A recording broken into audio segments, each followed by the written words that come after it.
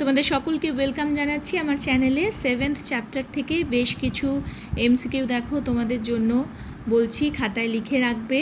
বিভিন্ন সালে এগুলো এসেছে। বঙ্গভঙ্গ বিরোধী আন্দোলন হয়েছিল 1905-এ। মাতঙ্গিনী হাজরা ভারত ছাড়ো আন্দোলনে কোথা থেকে অংশগ্রহণ করেছিলেন? যে স্থান তমলুক। দীপালি সংঘ প্রতিষ্ঠা করেছিলেন লীলা নাগ। দেখো 17তে এসছে, 19-এ এসেছে। নারী কর্মমন্দির প্রতিষ্ঠা করেছিলেন উর্মিলা দেবী। সূর্য সেন প্রতিষ্ঠিত বিপ্লবী দলের নাম ছিল ইন্ডিয়ান রিপাবলিকান আর্মি। দলিতদের হরিজন আখ্যা দিয়েছিলেন গান্ধীজি। বাংলার গভর্নর স্টেনলি জ্যাকসনকে হত্যা করার চেষ্টা করেন বীণা দাস। অ্যান্টি সার্কুলার সোসাইটির সম্পাদক ছিলেন শচীন্দ্রনাথ বসু। এখানে একটু কনফিউশন আছে অপশানটায়, কারণ বইতে শচীন্দ্র প্রসাদ বসু এই নামটা পাওয়া যায়। কৃষ্ণকুমার মিত্র ছিলেন অ্যান্টি সার্কুলার সোসাইটির সভাপতি। তো অপশান যেহেতু শচীন্দ্র বসু এই অংশটাকে গ্রহণ করে এই ক নম্বর অপশানটাকেই সঠিক বললাম। ভাইকম সত্যাগ্রহ অনুষ্ঠিত হয়েছিল মালাবারে। নারী সত্যাগ্রহ সমিতি প্রতিষ্ঠিত হয়েছিল আইন অমান্য আন্দোলনের সময়।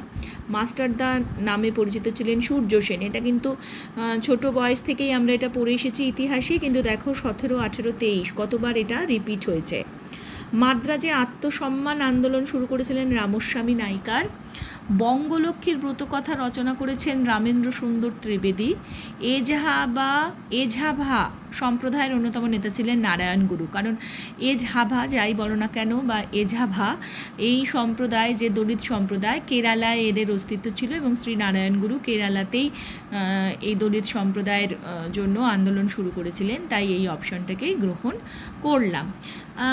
কিছু ছোট প্রশ্নের কথা বলতে পারি। মতুয়া সম্প্রদায়ের প্রতিষ্ঠাতা শ্রী শ্রী হরিচাঁদ ঠাকুরের নাম বলা যায়।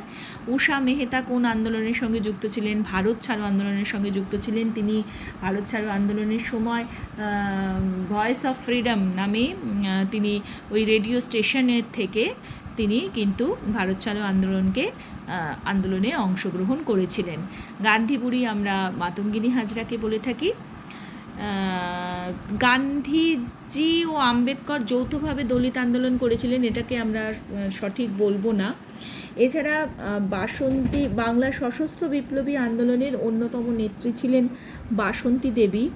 এটাও না, সঠিক নয়, কারণ তিনি অহিংস সত্যাগ্রহী ছিলেন। তিনি সশস্ত্র বিপ্লবী আন্দোলনে তার ভূমিকা ছিল না। আর ওদিকে হচ্ছে লক্ষ্মীর ভাণ্ডার প্রতিষ্ঠা করেছিলেন বাসন্তী দেবী। এটা ভুল, কারণ সরলা দেবী চৌধুরানী সেটা করেছিলেন।